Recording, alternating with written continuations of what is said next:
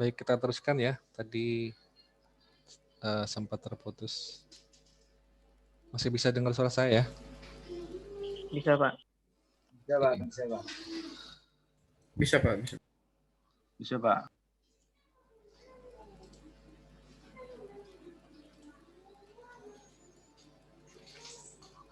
Baik, kita lanjutkan.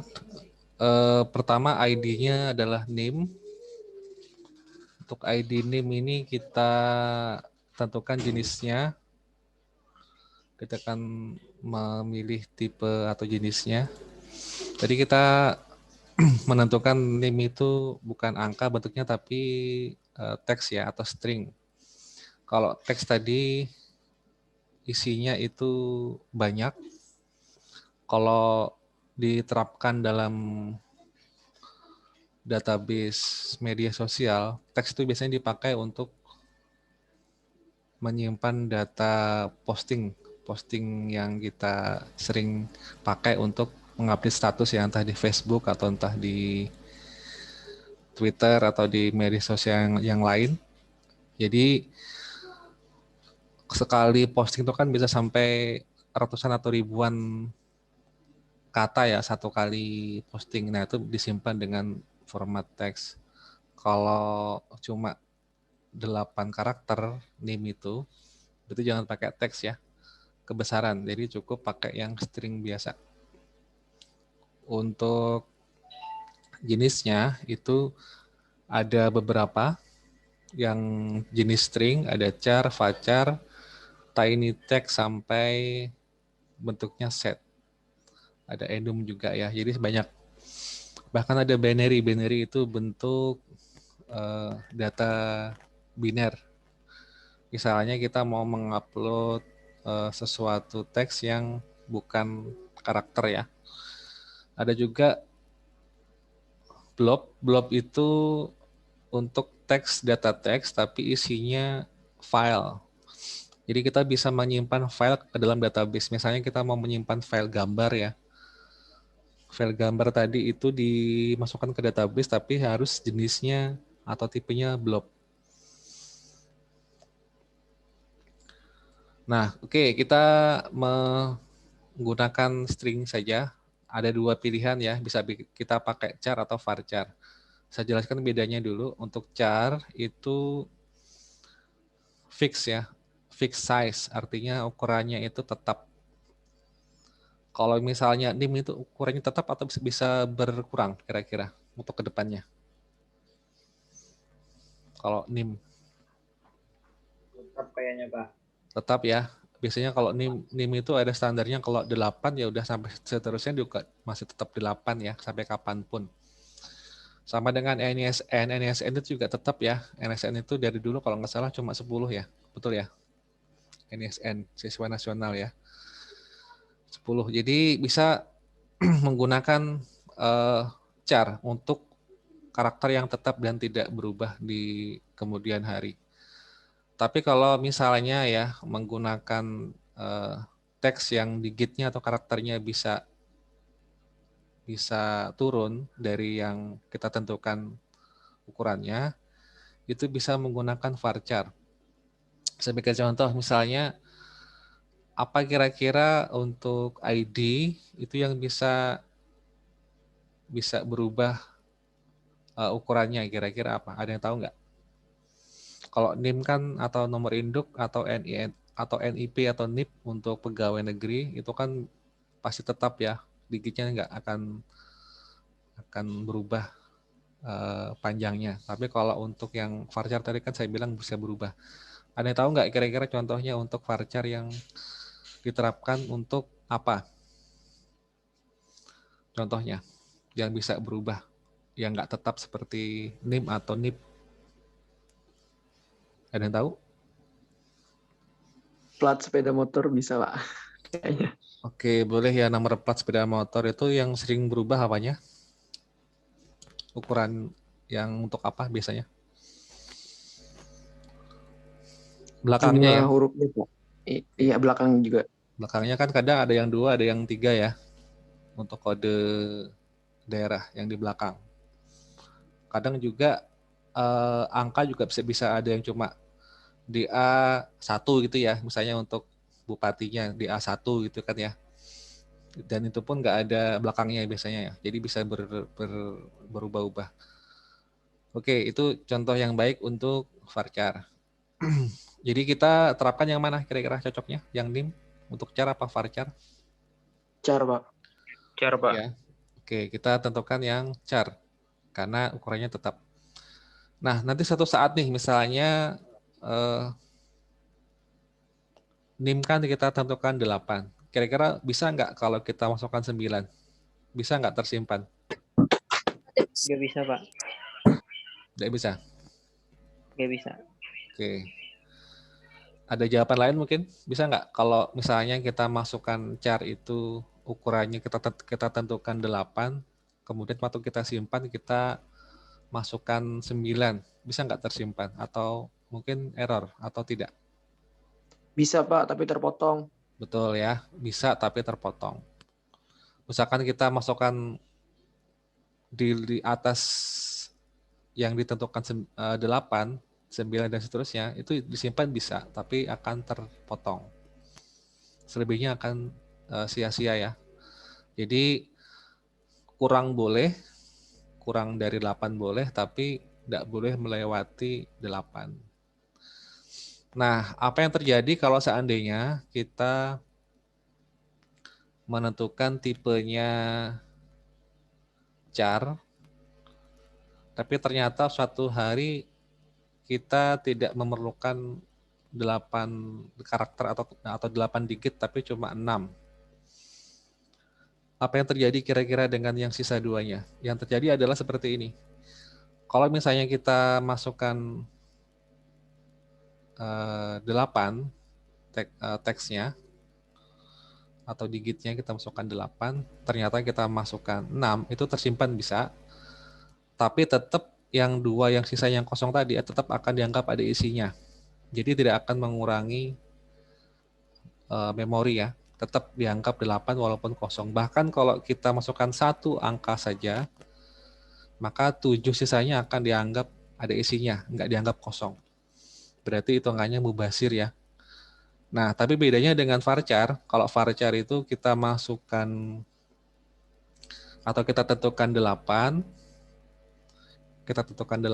kemudian kita masukkan 6, maka dia akan men-shrink atau memotong yang kosong tadi. Jadi tetap dianggap 6, yang 2 sisanya dianggap nggak ada. Jadi lebih menghemat memori. Jadi seperti itu. Jadi kembali lagi ya, intinya kalau variabelnya itu bisa kurang dari yang ditentukan, maka gunakanlah varchar. Tapi kalau variabelnya itu menampung daya tampungnya itu tetap tidak akan berkurang, berarti pakailah char. Seperti itu ya, bisa paham maksudnya? Oke, kita klik char. Sekarang untuk length atau panjangnya berapa tadi? Kita masukkan berapa? 8. 8, Pak. Oke. Default ini kalau kita tidak isi maka akan muncul default. Ya, bisa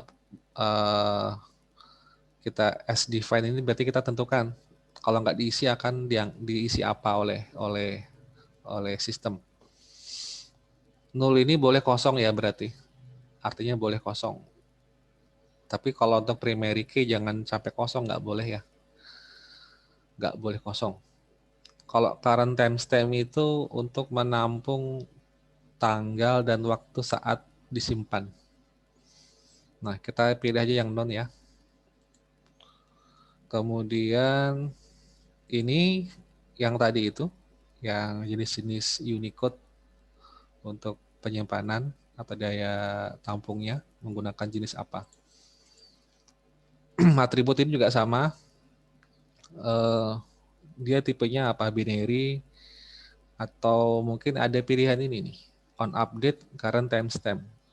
Kalau kita masukkan ini current timestamp, ini kita pilih misalkan, kemudian ini kita aktifkan juga, maka nanti saat setiap kali diupdate atau diedit recordnya, maka dia akan mengupdate waktu saat disimpan oleh sistem ya. Misalnya kita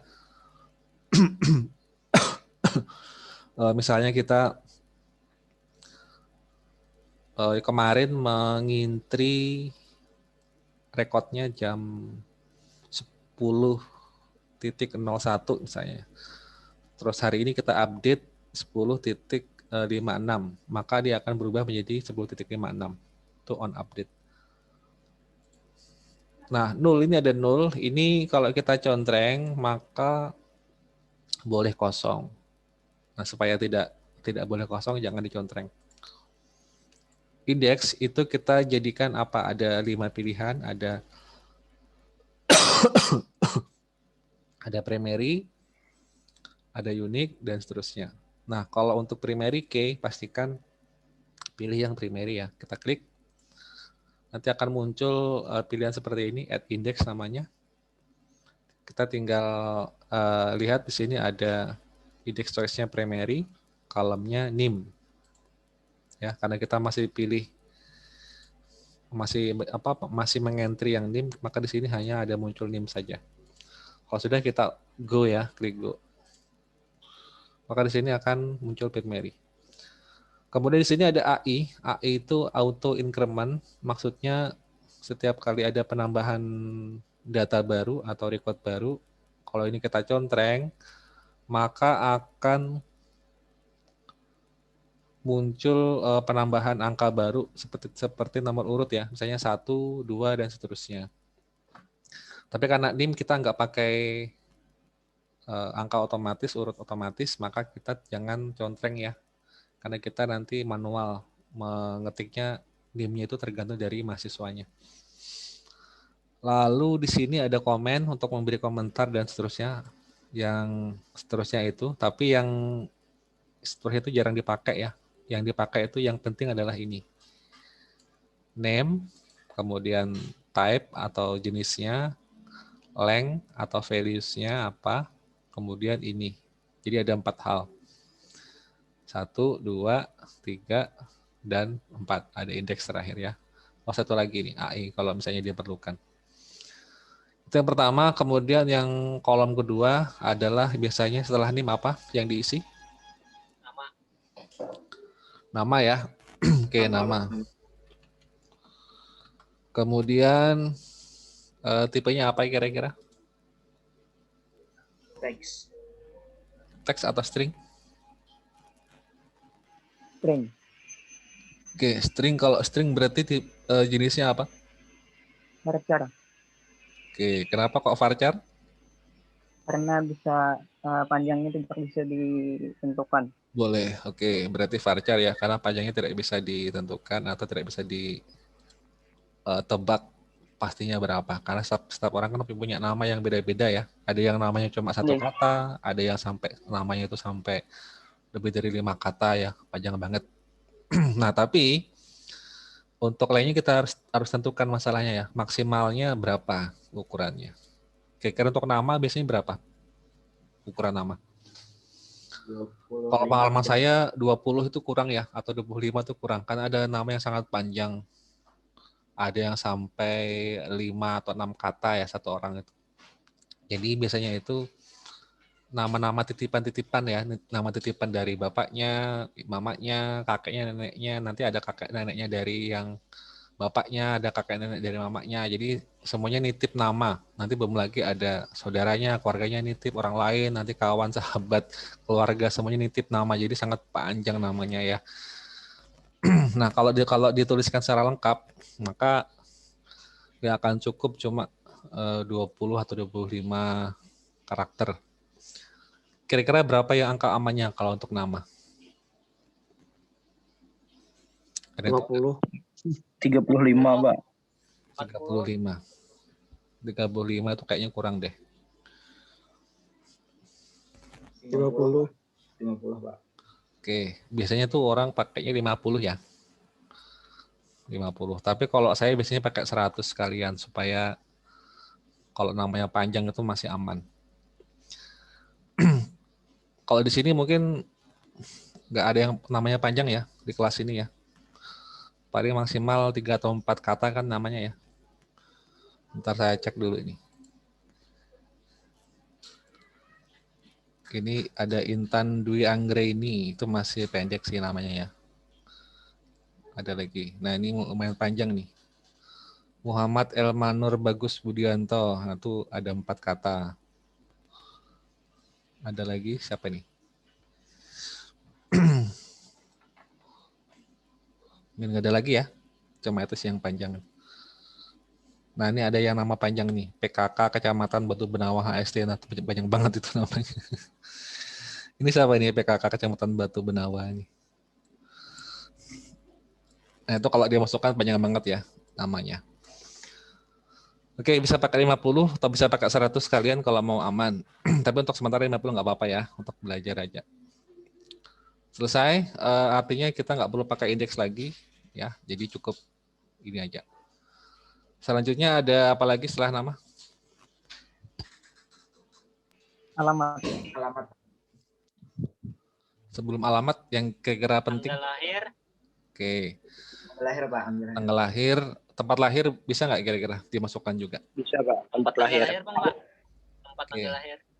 Kalau tempat tanggal lahir nggak bisa ya, karena data itu tidak bisa bercampur antara tanggal dengan tempat. Oh, data and time gitu. Ya, karena tipenya itu nggak ada tipenya TTL itu nggak ada ya. Yang ada itu ya string sama date. Tempat kan string ya jenisnya. Jadi nggak ada gabungan string and date itu nggak ada. Jadi harus dipisah. Itu kalau database. Jadi pertama adalah tempat lahir. Karena nama database, nama field, dan nama tabel itu nggak boleh pakai huruf kapital dan nggak boleh pakai simbol dan nggak boleh pakai spasi. Maka kalau ada 2 kata harus dihubungkan dengan tanda underscore. Seperti ini ya. Tempat lahir. Kemudian tipenya itu kita bisa menggunakan yang mana kira-kira tipenya? Date. Varchar. Oke, varchar ya, tempat lahir. Tempat lahir itu biasanya sekarang pakai nama kabupaten ya. Tidak tahu kalau HST itu bisa aja pakai singkatan HST atau harus dituliskan kepanjangannya. Kalau untuk akte biasanya. Gimana? Ada yang tahu nggak? Halo? Kayaknya selengkapnya Bang Pak. Selengkapnya? Oke. Kalau selengkapnya kira-kira itu berapa? Berapa karakter? Kan ada hulu sungai tengah, hulu sungai selatan. Yang paling panjang tuh kalau nggak salah hulu sungai selatan ya. Nama kabupaten itu.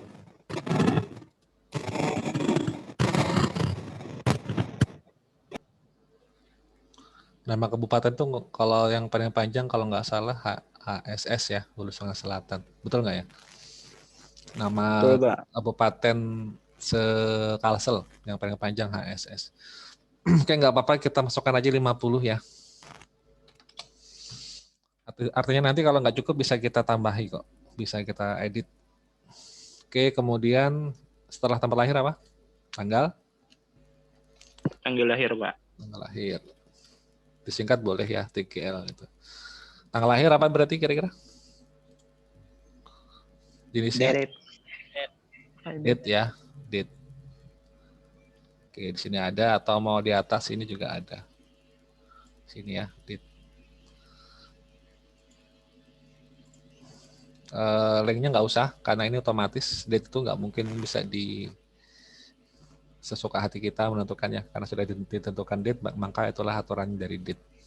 Tapi kalau untuk database MariaDB atau MySQL ini dia formatnya format luar negeri ya, karena yang membuat kan orang luar negeri ya. Jadinya kita ngikuti mereka tahun dulu, kemudian strip bulan, lalu strip tanggal. Itu aturannya. Kalau kita kan tanggal, bulan, tahun ya. Kalau format di luar negeri itu, di negara barat itu umumnya tahun, bulan, tanggal. Oke, setelah tanggal lahir apa lagi? Alamat, Pak. Alamat, Pak. Alamat. Alamat, oke. Alamat berarti apa tipenya? Varchar, Pak. Varchar. Varchar ya. Kalau alamat tuh biasanya sampai lebih nggak dari 100 kira-kira? Kalau alamat lengkap. Bisa lebih, Pak. Bisa lebih ya. Nah, biasanya kalau lebih dari 100, itu nggak lagi menggunakan cara atau varchar, tapi menggunakan Teks. teks. Ya. Karena sangat banyak ya alamat itu, melebihi 100. Nah, kalau teks apakah perlu ditentukan length-nya atau panjangnya? Nggak perlu. Dia otomatis sudah bisa menampung jumlah yang sangat besar untuk teks. Oke, kalau sudah kita selesai, sekarang kita saatnya mengklik tombol save ya di bawah. Terlihat nggak tombol save di bawah ini? Lihat, Pak. Lihat. Terlihat, Pak. Sekarang kita tekan tombol save ya. Oke, sudah jadi. Lihat di sebelah kiri itu ada sebuah database, maksud saya database dengan nama mahasiswa. Database mahasiswa ini juga punya isi tabel, nama tabelnya adalah mahasiswa. Jadi bedakan ya antara ini dan ini ya. Ini nama database, ini nama tabel. Tadi seharusnya Una tuh ngarangnya suka muda. iya bujur banar. Ngarang TikToknya. Oke, ini saya ulangi ya. Ini nama database, ini nama tabel. Nama tabel. Jadi bedakan antara ini dan ini. Seharusnya nggak boleh sama ya, tapi karena nggak apa-apa lah. Kita terlanjur, kita tadi sudah terlanjur membuat nama database-nya sama dengan nama tabelnya. Nanti untuk ke depan, bagusnya jangan disamakan seperti ini ya. Sebenarnya boleh aja sih, nggak apa-apa, nggak ada aturan yang melarang, tapi untuk supaya kita lebih mudah memahami saja sebenarnya ya, supaya bisa membedakan mana nama database-nya, mana nama tabelnya. Oke, baik, kita sudah membuat tabel mahasiswa. Kita sudah membuat field-nya. Ada NIM, nama, tempat lahir, tanggal lahir, dan alamat. Ada 5 field ya, atau 5 kolom. Lihat di sini ada tanda kunci. Itu maksudnya apa? Masih ingat nggak? Primary key, Pak. Iki. Ya, primary key ya, atau kunci utama. Sudah selesai, kita bikin seperti ini.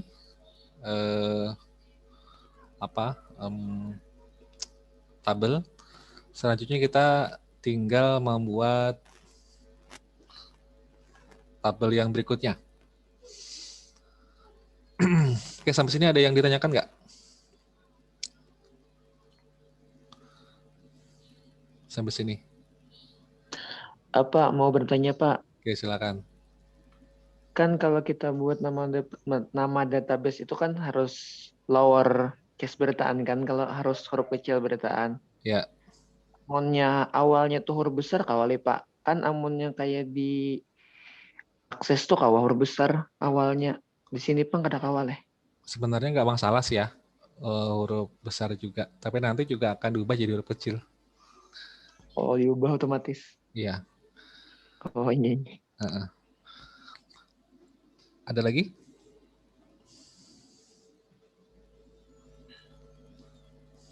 Kalau untuk akses memang ini ya agak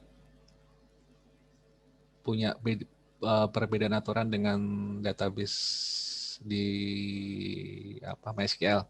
Karena memang setiap database itu memang punya sistem dan pendekatan yang beda-beda. Kalau untuk database Firebird, mungkin tadi yang pernah dengar setelah Firebird ya. Saya searchkan aja supaya ini ya Firebird. Ada sebuah database server yang namanya Firebird. Firebird ini dulu favorit saya ya kalau membuat aplikasi server. Karena dia sangat handal untuk menangani data yang dengan ukuran sangat besar. Dan dia database-nya itu hanya satu file yang tersimpan. Beda dengan MySQL. MySQL itu kalau kita bikin database itu sebenarnya dia membuat folder. Saya tunjukkan ya contohnya. Kan tadi kita kan sudah membuat database banyak. Sebenarnya itu di mana sih Pak nyimpannya? Itu sebenarnya nyimpannya dia di sini. Di folder SAM, kemudian di folder MySQL. Di sini ya. Di sini ada folder data. Itu. Nah, kalau kalian lihat, ini sebenarnya ada folder-folder ini apa sih? Ya itu nama-nama database-nya tadi. Ada nggak folder mahasiswa? Ada Pak. Ada. Ada Pak. Nah, ini sebenarnya database, tapi dalam bentuk folder dibaca oleh MySQL sebagai database di sini ya. Nah, kira-kira bisa nggak kita rubah dari sini langsung? Misalnya kita mau mengganti nama database-nya menjadi yang lain ya. Misalnya, sebagai contoh, kita tambahkan DB di depan ya. DB_mahasiswa gitu ya. Enter. Nah, ini nggak bisa. Karena apa? Karena masih dibuka di sini. Masih dibuka di sini, jadi dia nggak bisa. Jadi harus kita tutup dulu database-nya. Oke, kita coba lagi ya. Nah, tetap nggak bisa. Jadi harus di stop dulu engine-nya, nanti baru bisa. Nah, itu ya. Kemudian kita buka mahasiswanya. Kita tadi sudah bikin tabel mahasiswa kan. Nah, bentuk dari tabel mahasiswa itu dalam bentuk file seperti ini. Satu tabel ada dua file. Yang pertama adalah file dengan ekstensi FRM, yang kedua dengan ekstensi IBD. Bisa paham ya? Nah, jadi itu sistem dari MySQL. Beda dengan Firebird. Kalau Firebird itu database-nya, kemudian tabelnya, field-nya, record-recordnya, semua ditampung dalam bentuk satu file. Jadi semakin banyak database-nya, maka semakin membengkak filenya. Tapi dia lebih praktis. Dan dia sangat tahan terhadap sistem failure ya, atau hardware failure. Misalnya kita sedang transaksi data nih, tiba-tiba mati lampu gitu. Dia nggak akan rusak. Jadi dia punya sistem backup yang sangat bagus, sehingga file database-nya tidak akan rusak. Dulu saya pernah waktu menjadi administrator server di sebuah hotel di Banjarmasin, waktu itu sering terjadi pemadaman lampu dan UPS-nya rusak ya. Jadi server untuk di aplikasi perhotelan itu mati. Biasanya kalau untuk database itu rawan dengan kegagalan power, sehingga saat mati mendadak langsung itu bisa rusak database-nya. Tapi ini enggak, dia tetap jalan, tetap handal itu. Itu ya, itu salah satu contoh database server. Ada sangat banyak database server itu jenisnya, dari yang populer sampai yang kurang populer. Intinya tergantung dari kita sih mau pilih yang mana yang kita suka. Karena setiap database itu punya tawaran keunggulan masing-masing ya, dan juga pasti punya kelemahan masing-masing juga. Jadi nggak ada yang perfect. Tergantung kita mau pakai untuk kebutuhannya apa, dan kita sukanya itu yang cocok yang mana sih yang sesuai dengan kebutuhan kita. Jadi bukan berarti saya terus suka ini terus Anda juga ngikuti sama seperti juga enggak ya. Artinya ini setiap orang beda-beda. Kriteria database yang bagus itu beda-beda gitu ya. Mungkin ada yang sukanya dengan MySQL, Pak, nggak suka ini ya boleh, nggak apa-apa. Artinya setiap orang punya standar yang beda-beda tentang database. Tapi harus pasti, yang dipastikan itu kalau untuk MySQL itu tidak bisa menangani penyimpanan yang medium ke atas ya, karena akses itu hanya diuntukkan untuk database lokal saja, tidak untuk database server. Sama dengan Excel juga sama. Excel itu untuk data lokal saja. Makanya kalau Anda menggunakan Excel, itu kalau orang lain ikut nimbrung mengubah datanya, apakah bisa langsung dipakai bersama-sama Excel itu? Dalam waktu yang real time, apakah bisa? Excel? Bisa nggak kira-kira? Jadi bisa. Nggak bisa kan? Jadi kalau harus memakai Excel untuk merubah data segala macam harus gantian kan ya. Misalnya dalam satu kantor nih ada satu file Excel untuk mengentry biodata dalam satu kantor karyawannya ada 50 anggaplah ya. Apakah 50 orang nih harus bersamaan mengentry kan nggak bisa. Jadi harus gantian satu persatu, satu disimpan, nanti di-over lagi ke orang lain, simpan lagi gitu ya. Jadi supaya filenya bisa semuanya nyimpan harus gantian satu-satu. Kecuali pakai sistem cloud ya, seperti Google Spreadsheet misalnya, atau Google Docs itu, nah itu bisa menggunakan seperti itu. Tapi tetap itu jenisnya bukan server, bukan database server, tapi hanya pemakaian bersama-sama saja.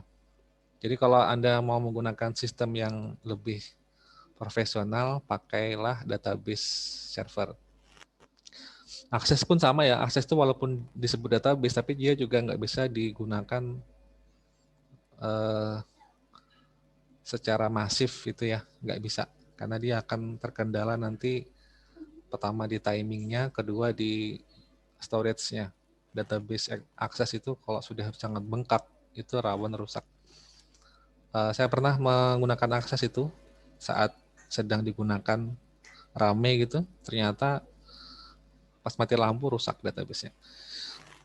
Jadi nggak bisa dipakai untuk menengah ke atas ya. Tapi kalau untuk database-nya ya yang lokal-lokal aja, yang kecil-kecil, misalnya ada yang jualan pulsa gitu ya, mau dia masukkan ke komputer Pak menggunakan akses, nah itu bisa. Karena kan cuma penggunaan secara kecil aja. Begitu penjelasannya, ada lagi yang mau ditanyakan?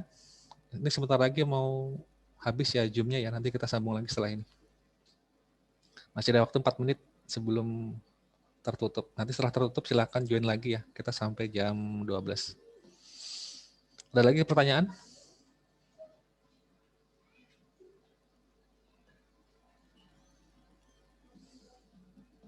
Halo, nggak ada? Oke, kalau nggak ada, ini cara untuk mengorganisir menggunakan PHP-admin. Mungkin ada yang penasaran nih Pak, gimana sih caranya merubah nama database ya? Bisa. Kalau kita tadi kan nggak bisa merubah dari sini ya. Ini nggak bisa, karena masih di handle oleh server. Harus kita tutup dulu, kita stop, nah baru bisa. Nah, bisa sebenarnya kalau mau merubah nama database, kita klik nama database-nya. Di sebelah sini ada yang namanya ini operation ya. Kita klik operation. Pastikan klik nama database mahasiswa. Ini ya, database mahasiswa. Aktifkan dulu. Kita klik operation. Di sini ada ini ya, ada rename. Ada rename database to. Nah, kita tinggal masukkan nama database yang baru. Kita ubah ya, misalnya kita ganti Stcom Sapta gitu ya. Stekom Sapta. Saya punya database dengan nama Stekom Sapta nggak di situ kira-kira? Nggak ada Pak, cuman ada Stekom berita. Oke, berarti bisa ya? Oke, Bisa, Pak. Stekom_Sapta gitu. Kalau sudah kita klik go di sebelah kanan, ini yang kita klik go. Oke. Nah, sebenarnya yang terjadi di belakang layar adalah seperti ini. Kita membuat database Stekom Sapta, kemudian kita menghapus database mahasiswa. Sebenarnya bukan rename secara langsung ya, karena dalam MySQL itu nggak ada istilah rename. Yang ada hanya istilah create dan drop. Buat dan hapus. Tapi kalau sudah ada isinya itu biasanya ditransfer. Jadi dia akan mendamping semua isi dari database yang lama, terus dimasukkan ke database yang baru, yang lama dihapus. Itu proses yang terjadi di belakang layar ya sebenarnya. Artinya nggak langsung di rename. Oke, kita klik OK. Nah, sekarang muncul seperti ini. Database mahasiswa nggak ada lagi. Nah, kayak nggak ada ya. Jadi sekarang berubah menjadi Stekom Sapta. Ini dia. Nama database-nya. Stekom Sapta, nama tabelnya mahasiswa. Oke, ada yang ditanyakan nggak kira-kira? 1 menit lagi sebelum berakhir untuk session ini. Nanti kita lanjut lagi setelah tertutup Zoom-nya. Oke, silakan ditanya. Masa nggak ada yang tanya sih? Berarti paham semua dong ini ya. Berarti semua pasti dapat 100 nanti kalau UAS.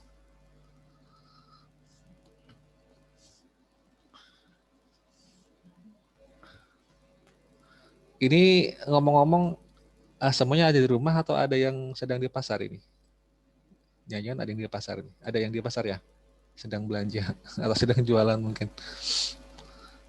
Ini di rumah semua nggak ini? Yang sekarang hadir? Lagi di rumah, Pak. Di rumah Di Pak. rumah, Oke, di Di rumah. rumah Pak.